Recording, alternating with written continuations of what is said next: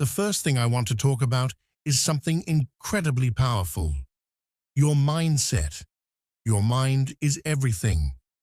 If you want to achieve something great, you need to believe that you can. When you decide that you can do something, there's no stopping you. It's that simple. But here's the truth. You need to get comfortable with being uncomfortable. I know it sounds hard, but hear me out. When you step out of your comfort zone, you start to grow. Growth only happens when you push yourself beyond what feels easy. Think about it. Do you think a professional athlete became great by doing the same thing every day? Number. They pushed themselves to do things that felt uncomfortable. They trained harder. They did things they were scared to do. And that's how they became successful. It's the same with everything in life. The best version of you is waiting outside your comfort zone, developing new skills. Now let's talk about developing new skills. One of the best ways to push yourself is by learning something new. Think about your goals, whether it's speaking fluent English, getting better at your job, or pursuing a passion.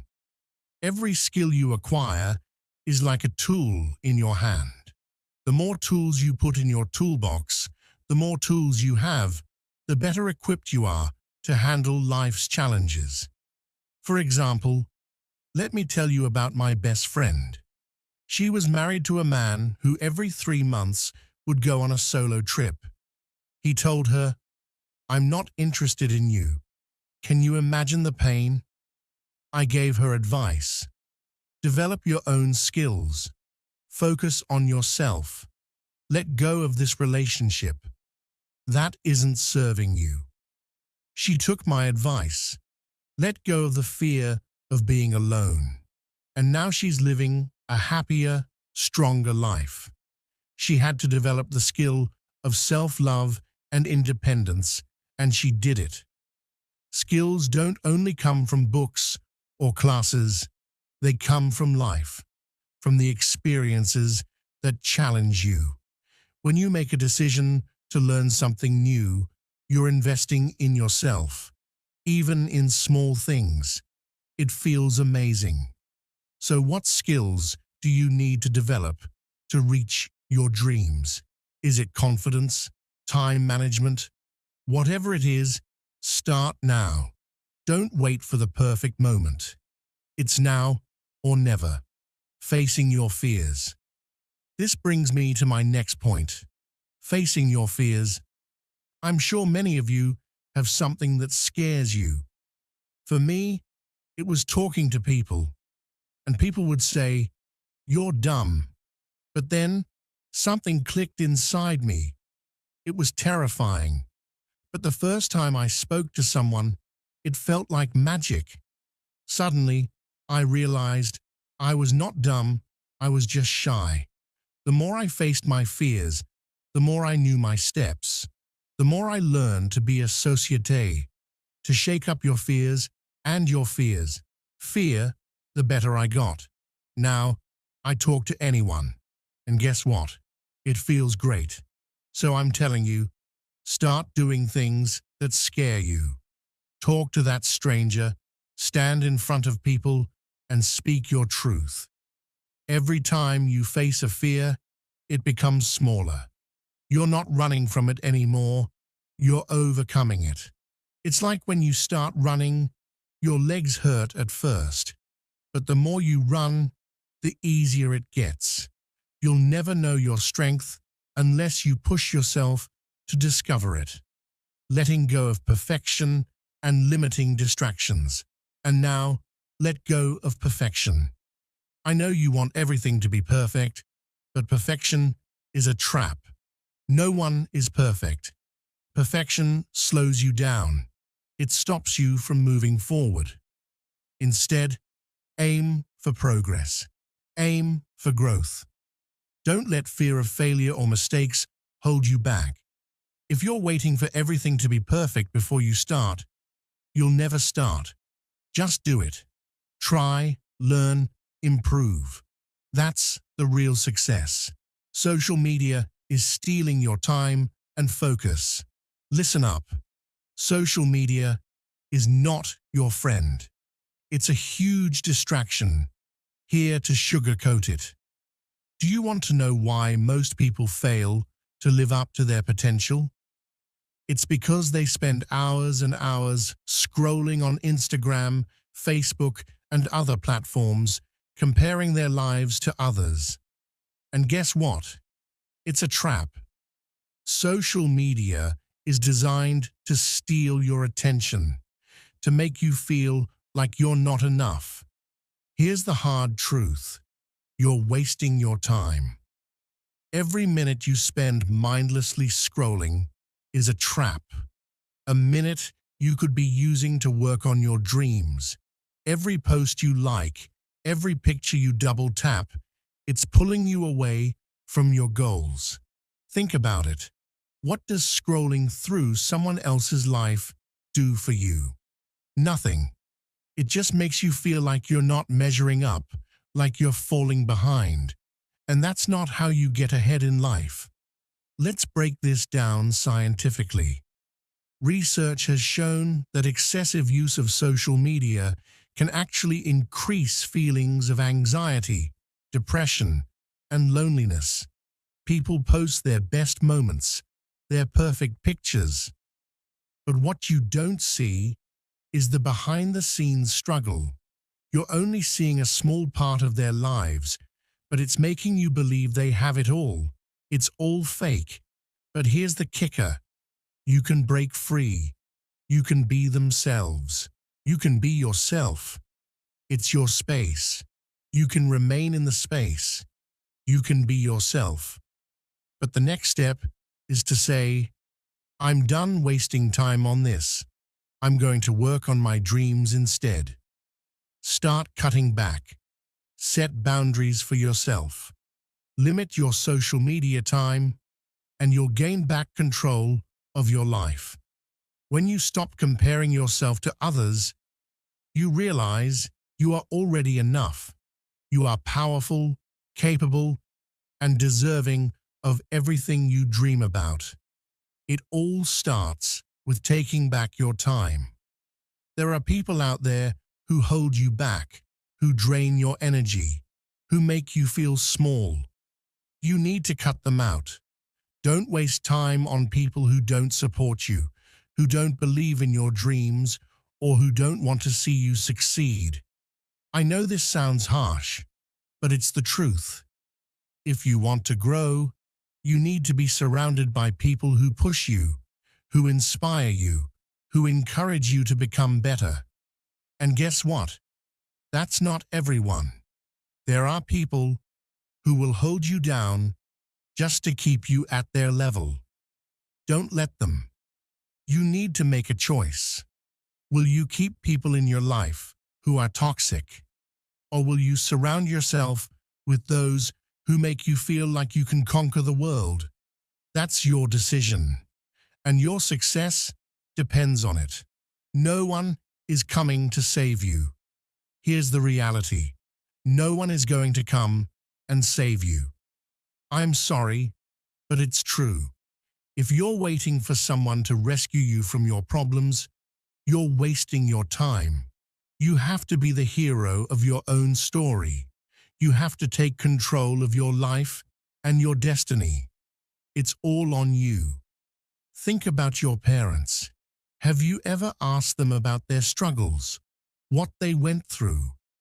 Give you what you have today. Have you ever stopped and thought, are they happy?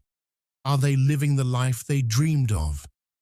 They may have worked so hard to support you, but that doesn't mean they don't have dreams of their own. They are human too, not gods. Ask yourself, what do your parents want? What do they need? Don't take them for granted. They've been fighting their own battles. They've been fighting their entire lives, just like you will have to. Your parents aren't invincible. They have hopes, dreams, and struggles. So, If they've given everything to you, don't you owe it to them to give everything to yourself? Don't waste their sacrifices. Don't waste your life by waiting for someone else to fix things for you. Stop saying, "You're not good enough." That's just an excuse. It's your fear talking. You're more than good enough. Every time you tell yourself, "I'm not good enough," you are choosing to stay stuck in fear and self-doubt. And that's not where success lives. I've heard people say, "I'll never be able to do it. I'm not good enough." Well, guess what? That's a lie. Everyone starts somewhere. Everyone starts somewhere. Everyone. The most successful people in the world were once beginners too. They failed. They struggled. They doubted themselves, but they didn't give up. And that's what you have to do too.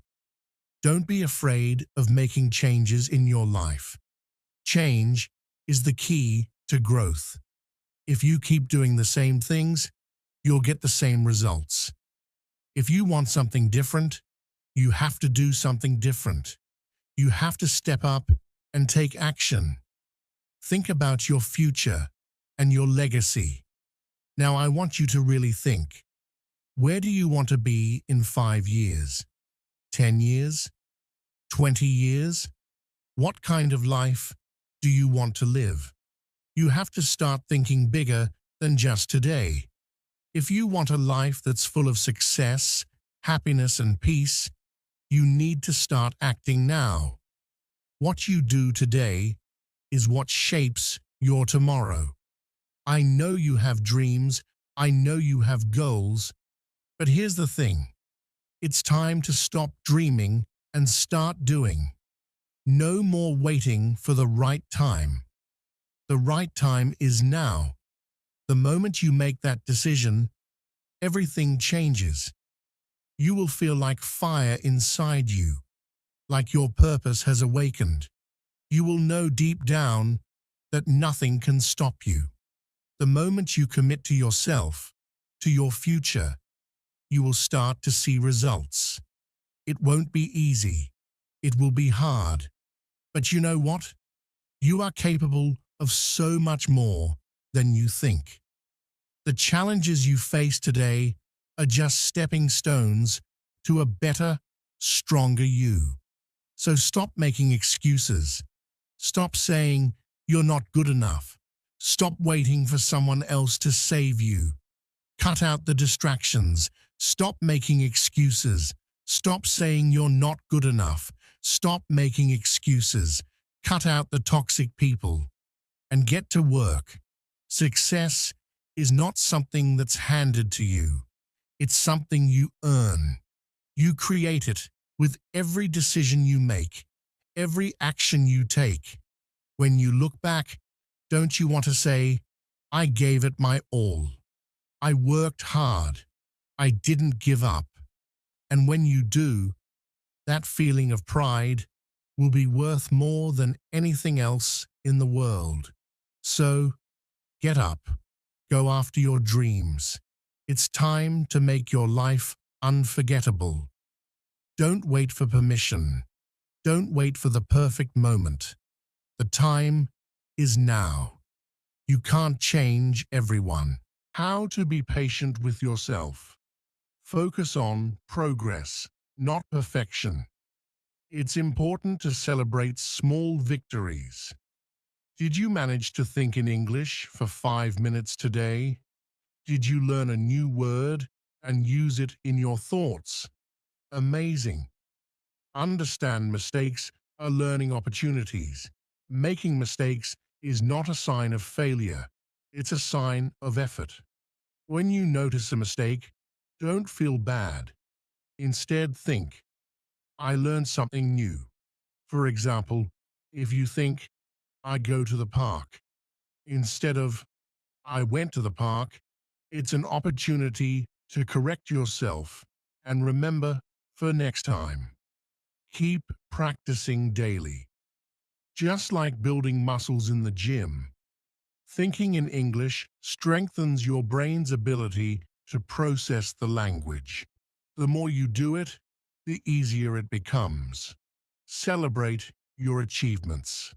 Sometimes it's easy to focus on what you can't do yet, but don't forget to appreciate how far you've come. Maybe a month ago, you couldn't form a full sentence in English in your mind, and now you can. Maybe today you've thought in English without even realizing it. Encouragement. Your journey matters. Think about this. Every time you practice thinking in English, you're one step closer to fluency. It doesn't matter if the step feels small. What matters is that you are moving forward. Be kind to yourself and enjoy the process. Thinking in English is not a race, it's a journey. With time, patience, and practice, you'll get there.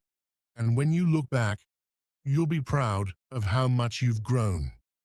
Keep going, and remember, you're doing great.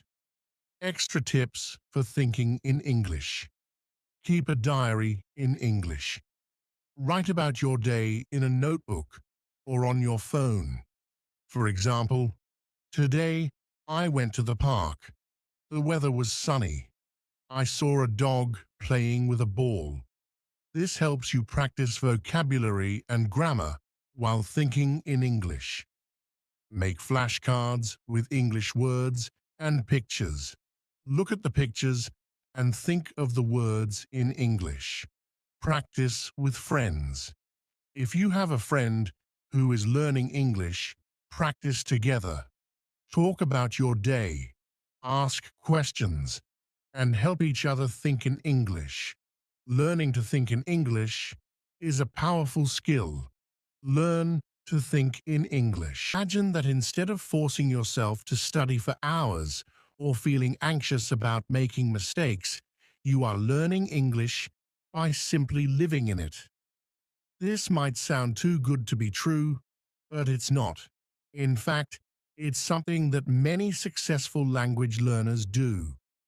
Here's how you can start to think about learning English as something that feels effortless. The first step to effortless learning is changing the way you think about learning itself. Many learners have the belief that they need to work extremely hard or that they have to memorize everything to succeed. But learning doesn't have to be a struggle. If you approach English with a positive mindset, focusing on progress rather than perfection, you'll start to enjoy the process.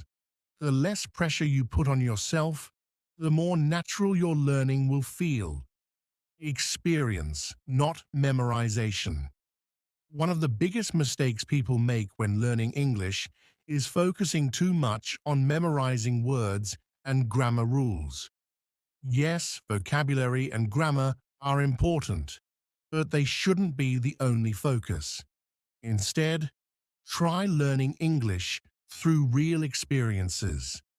This means listening to podcasts, watching TV shows, reading books, and having conversations in English. When you're exposed to English in real situations, you start to understand it naturally without having to memorize everything. For example, think about how you learned your first language. As a child, you didn't sit down and study grammar rules or memorize vocabulary lists. You learned by listening to your family, watching TV, and playing with friends. The more you were exposed to language, the better you got at speaking and understanding it.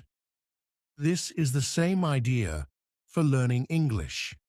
The more you surround yourself with English, the easier it will be to pick it up. Make learning part of your daily life.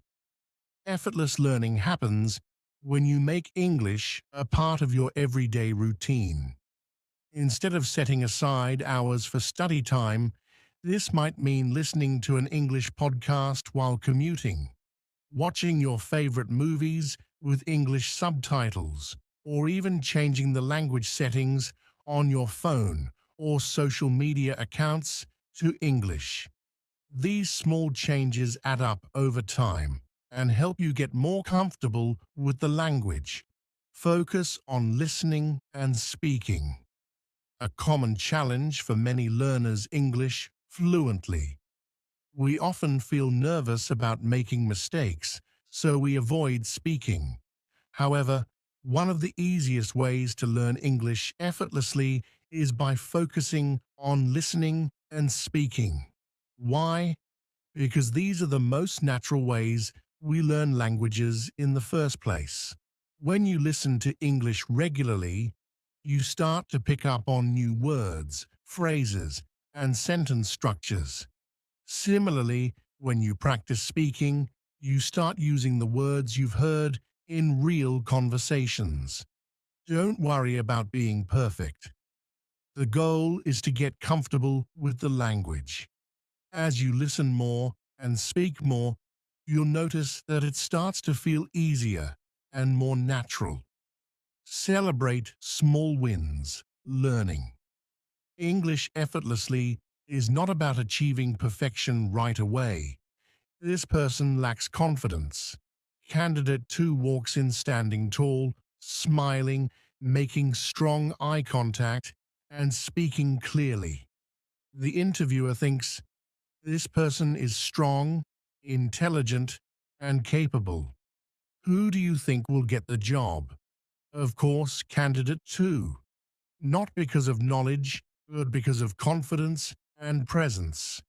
How to apply this in life. Every morning, stand in front of the mirror, take a deep breath, pull your shoulders back, and tell yourself, I am strong, I am confident, I can handle anything. When walking in public, keep your head up, make eye contact, and smile. Never let fear or insecurity make you shrink. Own your space. This simple change in body language can transform your confidence, relationships, and even your success. Rule 2. Treat yourself like someone you are responsible for helping. Most people take better care of others than they do themselves. They help friends, give advice, and support their loved ones. But when it comes to their own life, they neglect themselves. If you had a sick friend or a child, you would make sure they get proper treatment, rest, and love. But when you are stressed, tired, or facing problems, do you treat yourself with the same kindness? Most people ignore their own needs and don't respect themselves. This is why they stay stuck in bad habits, toxic relationships, and self-doubt. Imagine you have a close friend who is struggling. They feel lost, they don't believe in themselves, and they are about to give up on their dreams. Would you insult them, call them useless, and tell them they'll never succeed? Of course not. You would support them, encourage them, and help them get back up. But when you fail, what do? You beat yourself up, call yourself a failure, and think you're not good enough. Start treating yourself like someone you love and care about. Take care of your health. Eat well, sleep enough, and exercise. Protect your mental health. Stay away from toxic people, negative environments, and bad habits. Invest in yourself. Read books, learn new skills, and build confidence. When you start treating yourself with love and respect, your entire life will change. Rule 3. Make friends with people who want the best for you. Your friends and environment shape your future. If you are surrounded by negative, lazy, and toxic people, they will pull you down. But if you surround yourself with ambitious, supportive, and positive people, you will grow. Your mindset is influenced by the people around you. Success is contagious. If your friends are hardworking and ambitious, you will also be motivated to do better. Toxic people drain your energy and make you doubt yourself. Imagine you have two groups of friends. Group A, always complaining, gossiping, and making excuses. They never work on themselves and discourage you from trying anything new. Group B encourages you, pushes you to be better, and celebrates your success. Which group do you think will help you grow in life? Obviously, Group B. Solution. Surround yourself with positive people. Make friends with people you love. Make friends with people you care about. Yourself with positive, ambitious people. Cut off toxic friendships that bring negativity into your life. Find mentors, read books, and stay in environments that inspire you. Remember, you become the average of the 5 people you spend the most time with. Choose wisely. Rule 4. Compare yourself to who you were yesterday, not to who someone else is today. We live in a world where everyone is constantly comparing themselves to others. People look at social media, see pictures of others traveling the world, buying expensive cars, achieving great success, and they start to feel like failures. They think, why am I not as successful as them? Why is my life not as perfect as theirs? But the truth is, comparison is one of the biggest reasons people feel unhappy and unmotivated. When you compare yourself to others, you're focusing on the wrong thing. Instead of thinking about your own progress, you're looking at someone else's journey, which is completely you're looking at someone else's journey, which is completely different from yours. This rule tells us that the only person you should compare yourself to is your past self. The question you should be asking is not, am I better than that person? But am I better than the person I was yesterday? Imagine two people. The first person wakes up every morning and looks at social media. They see people with six-pack abs, luxury houses, and millions of followers. They feel bad about themselves, lose motivation, and think, I will never be as successful as them. The second person, instead of comparing themselves to others, compares themselves to who they were yesterday. Colleagues noticed and praised her, which made her feel proud. Proud and motivated from these stories, we learn some things first.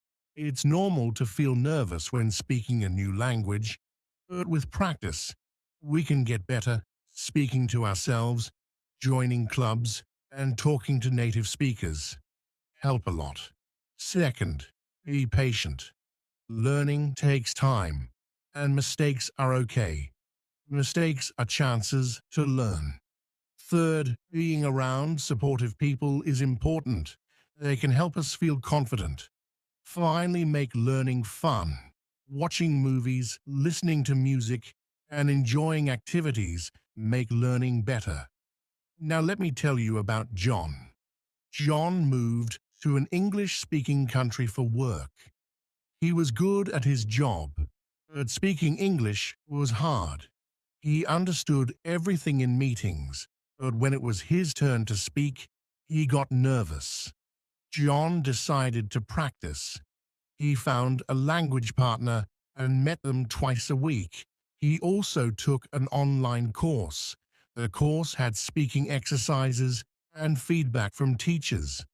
John spoke English every day. He talked to himself, recorded his voice, and practiced with colleagues. They helped him, and his speaking skills got better. John became more confident in meetings and could speak clearly from John's story. We learned that practice, a language partner, and speaking courses helped him to speak better and make learning fun help.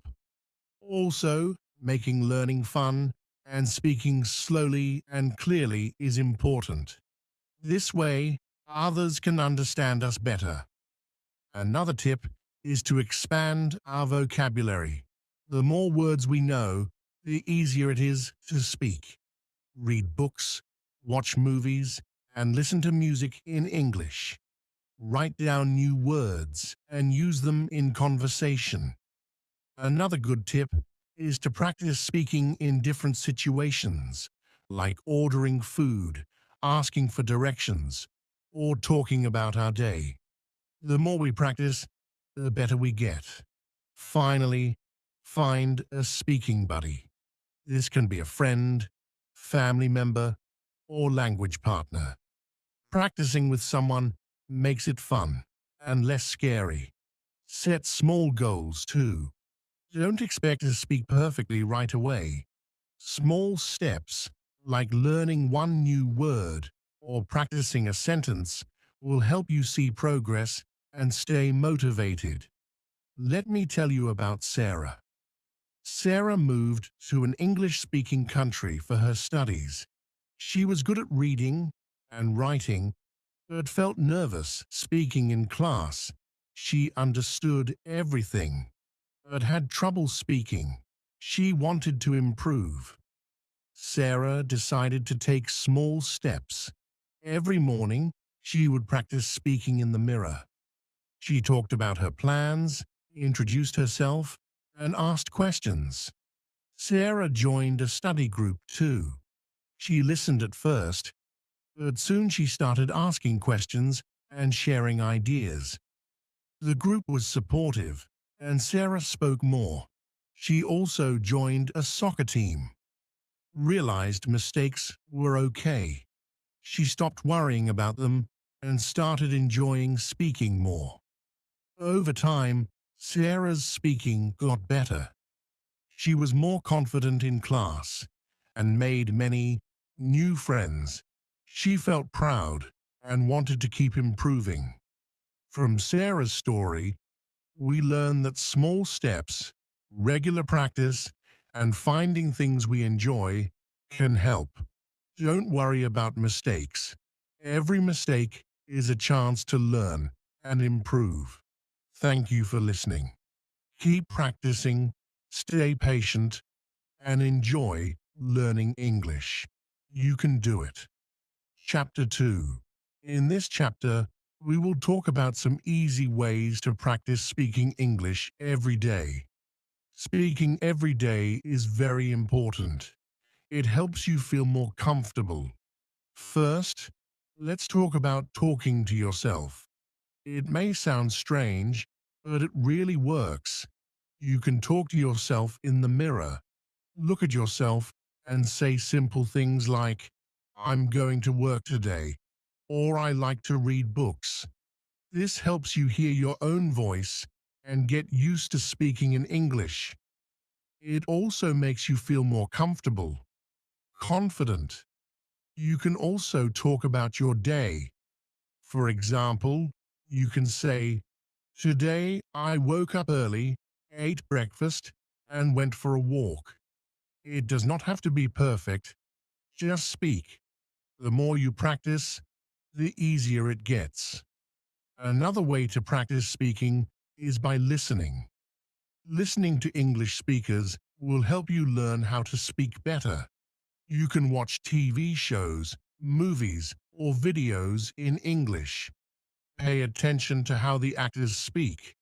Listen to how they say words and the sounds they make. You can also repeat what they say.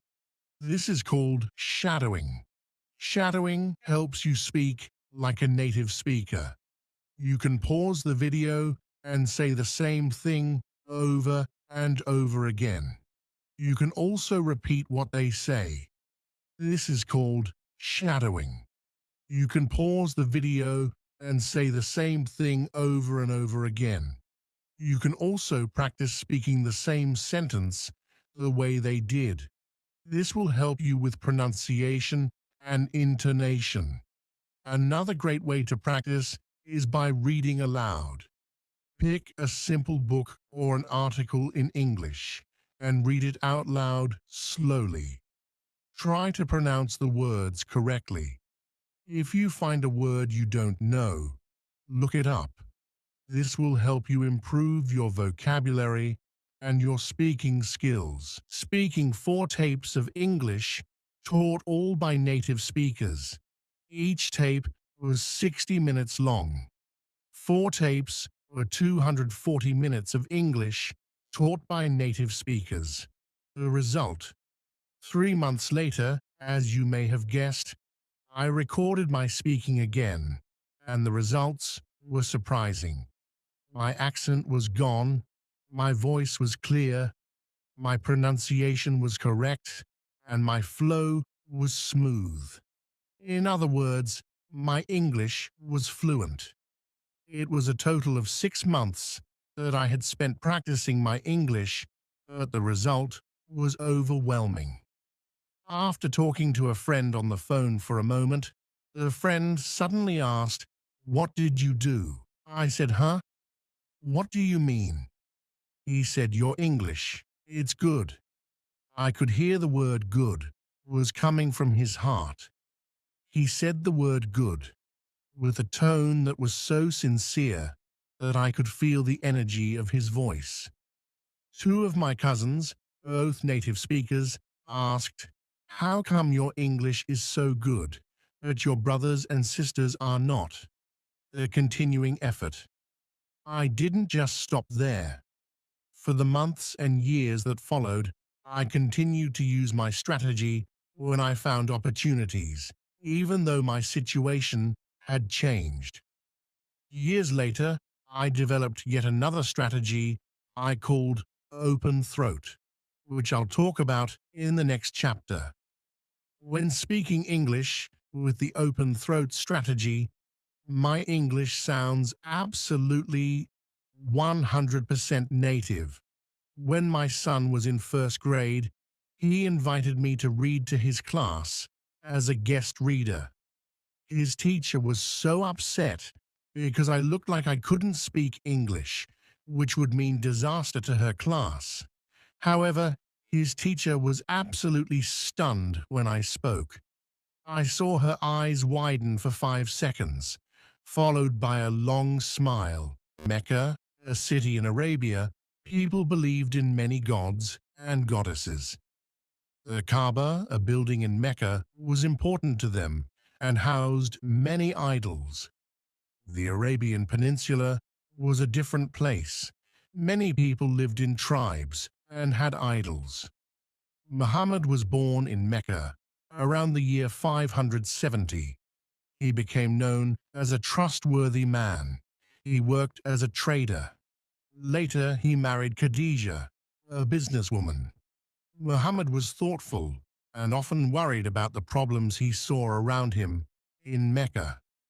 He would go to a cave near Mecca to think and pray.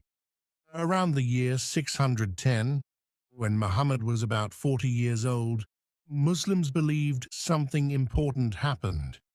While in the cave, it is said that he received his first message from God through the angel Gabriel. These messages are called revelations. Over the next years, Muhammad continued to receive revelations. These revelations are written down in the Quran, which Muslims believe is the word of God. At first, Muhammad told only his close friends and family about these messages. Slowly, more people in Mecca started to listen to him and became Muslims. They believed in one God, Allah, and followed Muhammad's teachings. However, many people in Mecca did not like this new religion. They did not want to stop believing in their old gods. They started to treat the early Muslims badly. Because of this bad treatment, in the year 622, Muhammad and his followers moved from Mecca to a city called Medina. This journey is called the Hijra. The Hijra is very important in Islam. It marks the beginning of the Muslim calendar. In Medina, Muhammad and the Muslims were welcomed. The people of Medina who became Muslims were welcomed. The Muslims who migrated from Mecca are called Muhajirun, meaning migrants. In Medina, Muhammad became not only a religious leader, but also a political leader. He helped to create a community based on Islamic teachings. However, the people in Mecca did not leave the Muslims alone. There were battles between the Muslims and the Muslims. The Muslims were not alone. The Muslims were the Meccans and the Muslims from Medina.